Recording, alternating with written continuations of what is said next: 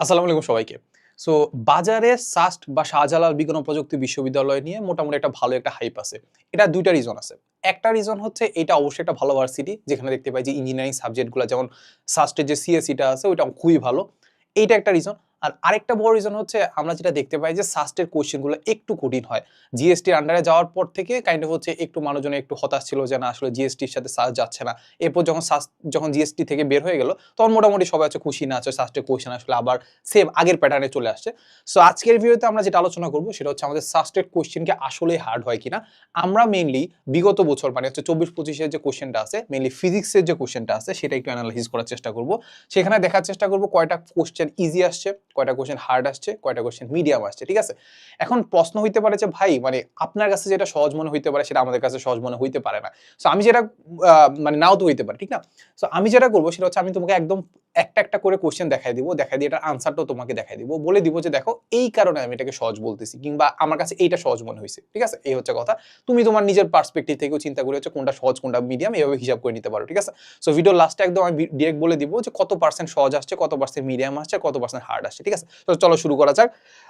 এটার জন্য আমরা যেটা করবো হচ্ছে আমাদের সাস্ট ক্র্যাশ কোর্সের যে 2024-25 সালে যে কোশ্চেনটা যে সলভ করে দেওয়া আছে সেটার একটা ক্লাসের পিডিএফ নিলাম। সেই ক্লাসের পিডিএফ থেকে এটাই পড়াচ্ছিলাম আর কি। সো এই জন্য ভাবলাম যে তোমাদের জন্য একটা ভিডিও বানাই। সো যেটা হচ্ছে প্রথম যে কোশ্চেনটা দেওয়া আছে সেটা হচ্ছে দেখে আমরা বলে দেওয়া আছে যে কোনো ভেক্টর ডাইভারজেন্স দেওয়া আছে, তাহলে বলছে ভেক্টরটা কত। সচরাচর আমরা এরকম কোশ্চেন দেখি না। নরমালি কোনো একটা ভেক্টর দেওয়া থাকে ওটার আমরা ডাইভারজেন্স বের করতে হয়। সো এখানে আমাদেরকে উল্টা কাজ করতে হইছে যে আমাদের একটা ভেক্টরটা আমি জানি না কিন্তু একটা ডাইভারজেন্স দেওয়া আছে। ডাইভারজেন্সটাকে কাইন্ড অফ হচ্ছে ভেক্টরে প্রকাশ করতে হবে। সো নরমালি কোনো একটা ভেক্টরকে আমরা ডাইভারজেন্স কিভাবে প্রকাশ করি সেটা আমরা কি করে দেই, সেটাকে আমরা যে নাভলা যেটা আছে ওটার সাথে ডট গুণফল করে দিই। কাইন্ড অফ হচ্ছে এটাকে আমরা ডিফারেন্সিয়েশন করি। এখন জাস্ট এই কাজটাকে উল্টা করতে হবে। এখন ডিফারেন্সিয়েশন না করে কি করতে হবে, ইন্টিগ্রেশন করতে হবে, ঠিক আছে? সো এটা একটু আনকমন প্লাস একটু ইন্টিগ্রেশনের ব্যাপার আছে। সো এই কারণে আমরা যেটা করছি যে এটাকে আমি একটা হার্ডে রাখছি। কোথায় রাখছি? হার্ডে রাখছি। সো এই কোশ্চেনটা আমি হার্ডে রাখলাম। আচ্ছা, এরপরে চলে যাই। এরপরে চলে যায় হচ্ছে এইখানে একটা কোশ্চেন দেওয়া আছে যে 4 কেজি ভরের একটি বস্তুর উপর 8 নিউটন বল আনুভূমিকের সাথে কত ডিগ্রি কোণে প্রয়োগ করলে বস্তুটির আনুভূমিক ত্বরণ 1 হবে, ঠিক আছে? এই যে থিটা আছে, থিটার সাথে হচ্ছে এই বরাবর আমি ফোর্স বের করব, উপাংশ বের করব। এরপরে উপাংশ বের করার পরে তারপর হচ্ছে আমাদের এইখান ক্ষেত্রে আমাদের ত্বরণটা বের করতে হবে। তাহলে ওই যে আমাদের F x F cos theta, তাহলে এখান থেকে আমি এফ জানি হচ্ছে উপাংশটা 4 আর ওইখান থেকে আমাদের 8 cos থিটা, মানে এখান থেকে আমাদের থিটাটা বের করতে হবে, ঠিক আছে? এই হচ্ছে কথা, সিম্পল। সো এটা নিউটনিয়ান মেকানিক্সের খুব সিম্পল একটা ফর্মুলা, সিম্পল একটা মানে ম্যাথ। তারপরে এটাকে আমি একটা মিডিয়াম দিলাম কারণ এখানে দেখতে পাচ্ছি এটা থিটার একটা কাহিনী আছে বা একটু বুঝতে একটু হয়তো বা একটু কঠিন লাগতে পারে, এজন্য একটু মিডিয়ামে রাখলাম। ব্যাপারটা বুঝছো? সো ব্যাপারটা হইছে কি, আমি যখন মানে তোমাকে ভিডিওটাতে শুরু করলাম তখন প্রথমে আমি একটা অ্যানালাইসিস করাচ্ছি প্লাস তোমাকে একটু কাইন্ড অফ একটু রিভিশনও করাই দিচ্ছি, ঠিক আছে? আই গেস তোমার এটা হেল্প হবে আর কি। সো চলো এরপরে দেখি বলে দেওয়া আছে যে 1 গ্রাম ভরের একটি বস্তুকে আরেকটি একই ভরের বস্তু দ্বারা কত সেন্টিমিটার পার সেকেন্ড বেগে আঘাত করলে বস্তু যদি একসাথে 1 সেন্টিমিটার পার সেকেন্ড বেগে চলতে থাকে। সিম্পল 9-10 এর যে ভরবেগের যে সংরক্ষণশীলতা যে ম্যাথটা আছে না ওইটা, এই যে দেখো এই যে এই সূত্র দিয়ে জাস্ট করে দিবা। সেই জন্য জাস্ট সিম্পলি আমরা একটা স্থির বস্তু আছে তাহলে এখানে আমাদের এই ভেলোসিটিটা আবার জিরো হয়ে যায়, মানে একটা ভেলোসিটি আবার জিরো হয়ে যায়। কই এই যে এই ভেলোসিটিটা জিরো হয়ে যায়। তো এখানে আলটিমেটলি আমাদের কোনো ধরনের প্যারাই নেই। সত্য কথা হচ্ছে সিম্পলি আমরা সূত্রতে বসাবো, আনসারটা পেয়ে যাবো। সেই জন্য আমি এটাকে ইজিতে রাখছি। আচ্ছা, এরপরে দেখি বলে দেওয়া হচ্ছে যে কত গ্রাম ভরের একটি বস্তু 2 সেন্টিমিটার পার 2 সেন্টিমিটার ব্যাসার্ধ বিশিষ্ট বৃত্তাকার পথে ঘূর্ণায়মান থাকলে সেটি জড়তার ভ্রামক হচ্ছে 2 গ্রাম সেন্টিমিটার স্কয়ার হবে। খুবই simple formula, I = mr square. এটাতে আর তেমন কিছু লাগতেছে না তো। I = mr স্কয়ার, জাস্ট আমার এমটা বের করতে হবে। আচ্ছা, তো এটাকে আমি একদম ইজিতে রাখছি। এরপরে যাই। এরপর হচ্ছে বলে দেওয়া হচ্ছে যে কোনো ঘূর্ণায়মান কণার উপর প্রযুক্ত টর্ক দেওয়া আছে, টর্ক মানে হচ্ছে টাউ দেওয়া আছে। তাহলে বলছে যে কণাটির উপর কৌণিক ভরবেগ কত, কি বের করতে বলছে? কৌণিক ভরবেগ কত। এখন আমরা জানি যে টাউ ইকুয়াল হচ্ছে কৌণিক ভরবেগের পরিবর্তনের হার, যেটা আমরা এফ এর ক্ষেত্রেও দেখছিলাম যে রৈখিক ভরবেগের হার, ঠিক আছে? সো ওইখান থেকে আলটিমেটলি আমাদের কি বের করতে হবে? আমাদেরকে বের করতে হবে কৌণিক ভরবেগ, যেহেতু বের করতে হবে তাহলে এখানে আমাদের এখানে ইন্টিগ্রেশন করতে হবে। এটা ডিফারেন্সিয়েশন ফর্ম আছে, এটাকে ইন্টিগ্রেশন করতে হবে। সো ইন্টিগ্রেশন করে এটার আনসারটা আমরা এরকম কিছু একটা পেয়ে যাই, ঠিক আছে? তো দেখতেই পাচ্ছ এটা একটু কঠিন মনে হতে পারে ইন্টিগ্রেশনের ব্যাপার, এই জন্য এটাকে আমি সেম কোয়েস এটাকে আমি একটু হার্ডে রাখছি। আচ্ছা, এটা একটু আনকমন, তাও এটা পারা যায়, খুব একটা কঠিন কিছু না। এরপরে আমাদেরকে বলে দেওয়া আছে যে একটি বস্তুকে মুক্তভাবে পড়তে দেওয়া হলে কিছুক্ষণ পর সেটির বেগ দেওয়া আছে এত মিটার হইল। বলছে যে আরেকটু পর বেগ হচ্ছে এত হইলো, তাহলে বলছে এই দুই সময়ের ব্যবধানে বস্তুটি আসলে কত মিটার দ্রুত অতিক্রম করে, ঠিক আছে? মানে 1 সেকেন্ডে তার ভেলোসিটি হয়ে গেলে এখানে, কিছুক্ষণ পরে তার ভেলোসিটি হয়ে গেছে এখানে হচ্ছে এত, তাহলে আমাদেরকে বলছে যে এটা মধ্যবর্তী ডিসটেন্সটা কত। সিম্পল 9-10 এরকম আমরা ম্যাথ করে আসছি, মানে একটু ক্রিটিক্যাল বাট একটু ম্যাথটা তো খুব একটা কঠিন কিছু না। দেখতেই পাচ্ছ যে আলটিমেটলি আমাদের এতটুকুই সলিউশন হয়। সো যেটা বললাম যে এটাকে কাইন্ড অফ হচ্ছে একটু ক্রিটিক্যাল, বাট এগুলো যেহেতু 9-10 এর কনসেপ্ট, নতুন কোনো কনসেপ্ট না, সেখানে আমি এটাকে একটা মিডিয়ামে রাখলাম। ঠিক আছে, আমি চাইতেছিলাম ইজিতে রাখতে, বাট ইজিতে রাখলাম না, মিডিয়ামে রাখছি। আচ্ছা, এরপরে দেখি, বলে দিছে যে একটি বস্তুর উপর এত সেকেন্ড ব্যাপী এত নিউটন বল ক্রিয়ারত থাকলে বস্তুটির ভরবেগ কত হবে। দেখো কত easy, just F is equal two DPDT. F is equal two কি ডিপিডিটি, সেখান থেকে আলটিমেটলি আমাদের ডিপিটা বের করতে হবে, এফ দেওয়া আছে, টি দেওয়া আছে, ইজি না? তাহলে এটাকে আমি একদম ইজিতে রাখলাম। এরপরে যাই, এরপরে বলে দেওয়া আছে যে একটি পরিবাহী রিং এর, এটা হচ্ছে আমাদের শর্ট সিলেবাসের বাইরের কোশ্চেন, সার্চটি কিন্তু শর্ট সিলেবাসের বাইরের কোশ্চেন আসে। সেই কারণে আমরা যেটা করছি জানো, মানে এটা তো জাস্ট 24-25 সলভ করা, আর আমাদের কোর্সে আমরা যেটা করছি সেটা হচ্ছে মানে শর্ট সিলেবাসের বাইরে যে চ্যাপ্টারগুলো আছে ওগুলোকে একদম চ্যাপ্টার ওয়াইজ হচ্ছে আমরা কি করছি জানো, আলাদা সেকশন করে দিচ্ছি, আউট অফ শর্ট সিলেবাস এইগুলা। আচ্ছা, তো দেখো আমাদের কি বলে দেওয়া আছে যে একটি পরিবাহী রিং এর চুম্বক ফ্লাক্স দেওয়া আছে, ফ্লাক্স হচ্ছে আমাদের 20 সেকেন্ডের ব্যবধানে এত টেসলা মিটার স্কয়ার বৃদ্ধি পায়। ঠিক আছে, বলছে যে রিংটিতে কত ভোল্ট তড়িৎ চালক শক্তি উদ্ভব হবে। ঠিক আছে, শর্ট সিলেবাসের বাইরে যেহেতু তোমরা পড়ো না, তোমাদের কাছে কঠিন মনে হতে পারে, বাট সিম্পল একটা ফর্মুলা, এই জন্য আমি একদম সুন্দর করে এটাকে একদম মানে একদম কি বলা যায় নোটেশন সবকিছু দিয়ে লিখে দিচ্ছি। ঠিক আছে, সো এই দেখো ইজ ইকুয়াল টু হচ্ছে আমাদের n into d phi by d t. ঠিক আছে, সবকিছু দেওয়া আছে, ডি ফাই দেওয়া আছে, ফাই দেওয়া আছে যে এই ব্যবধান, তারপরে টাইম দেওয়া আছে 20 সেকেন্ড, আর হচ্ছে আমাদের এটা হচ্ছে আমাদের কুণ্ডলীর পাক সংখ্যা, যেহেতু বলে দেওয়া নাই তাহলে এক, সিম্পল ফর্মুলা। তাই এটাকে আমি রাখছি কোথায়, ইজিতে। শর্ট সিলেবাসের বাইরের থেকে যেগুলো আছে সত্য কথা সবগুলো ইজি, শর্ট সিলেবাসের বাইরে থেকে কোনো কিছু আসেই না, একদম ডিরেক্ট ফর্মুলা অ্যাপ্লাই করে দিতে হয়, এমন জিনিসই আসে।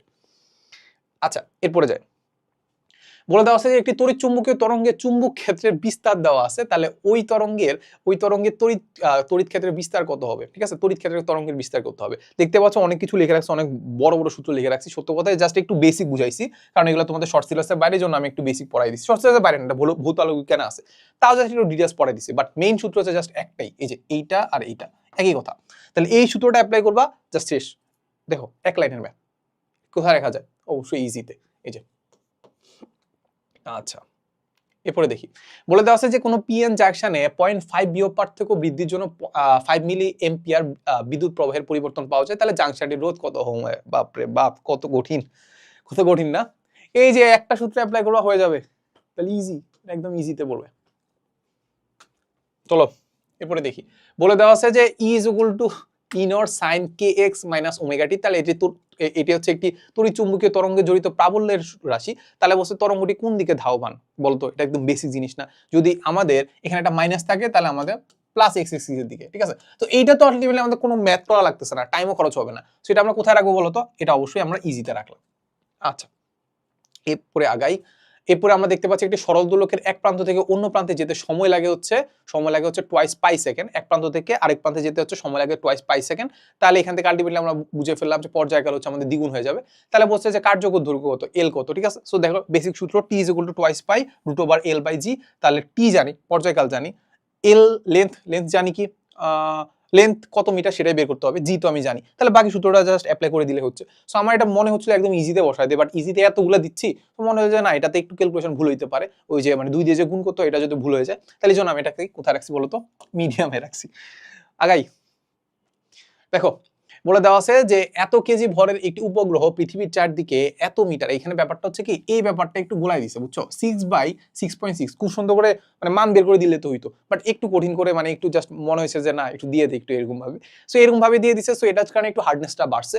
সো এত মিটার ব্যাসার্ধে বৃত্তাকার কক্ষপথে ঘুরছে, বলছে উপগ্রহটির কৌণিক ভরবেগ দেওয়া আছে, কৌণিক ভরবেগ কত সেটা বের করতে হবে। ঠিক আছে, কৌণিক ভরবেগ কত সেটা বের করতে হবে, মানে কাইন্ড অফ ভর আর বেগ বের করতে হবে, বেগের সূত্র তো আমরা জানি। তাহলে দেখো এই যে আমাদের কৌণিক ভরবেগ হচ্ছে mvr। ঠিক আছে, তাহলে আমরা ভিটা বের করতে হবে, ভি এর জন্য আমাদের যে ফর্মুলাটা আছে ওটাকে একটু মডিফাই করে আসলে বের করতে হবে। ঠিক আছে, সো এটা এই জন্য দেখতে পাচ্ছি এক তো এখানে মডিফিকেশনের ব্যাপার আছে, প্লাস এখানে আমাদের একটা ভুল হওয়ার সম্ভাবনা আছে, এই যে এই পার্টটুকুতে ভুল হওয়ার সম্ভাবনা আছে, সো এখানে এটাকে আমি হার্ডে রাখছি, সত্য কথা একটু হার্ড।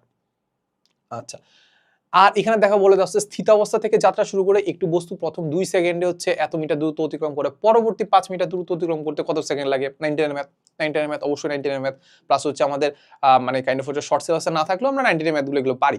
সো এইখানে জাস্ট কয়টা পার্ট করতে হবে, 2টা পার্ট বা 3টা পার্ট করতে হবে, সেই জন্য আমি এটাকে মিডিয়ামে রাখছি। কোথায় রাখছি, মিডিয়ামে রাখছি। আচ্ছা, এরপরে দেখি বলে দেওয়া আছে যে 30 ডিগ্রি কোণে কত মিটার পার সেকেন্ড বেগে একটি বস্তু নিক্ষেপ করলে বস্তুটি 1 সেকেন্ড পর মাটিতে আঘাত করবে। আমি যেটা ফার্স্টে বললাম যে শর্ট সিলেবাসের বাইরে থেকে মানুষজন ভয় পাচ্ছে, ঠিক আছে, বাট শর্ট সিলেবাসের বাইরে থেকে জাস্ট ডিরেক্ট সূত্র অ্যাপ্লাই করলেই হয় এমন কোশ্চেনই কিন্তু দেয়। দেখো আমাদের ডিরেক্ট একটা ফর্মুলা আছে যে আমাদের কত সময় লাগে পড়তে, সেটা হচ্ছে t = twice u sin alpha by G. ঠিক আছে, তো এটা অ্যাপ্লাই করবা। আমি জানি যে পড়তে 1 সেকেন্ড লাগে, কত ডিগ্রি আছে, জি এর মান আমি জানি, জাস্ট এখান থেকে ইউটা বের করতে হবে। ইউটা খুব ইজিলি বের হয়ে গেছে এন্ড দেখতে পাচ্ছ ক্যালকুলেটর ইউজ করা লাগে না, 9.8 এমনি বের হয়ে গেছে। তাহলে আলটিমেটলি আমাদের এইটা আমরা কোথায় রাখছি, ইজিতে রাখছি, ডিরেক্ট ফর্মুলা যেহেতু।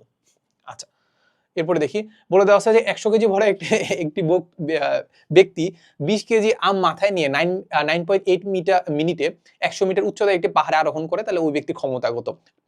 P = mg/h/t।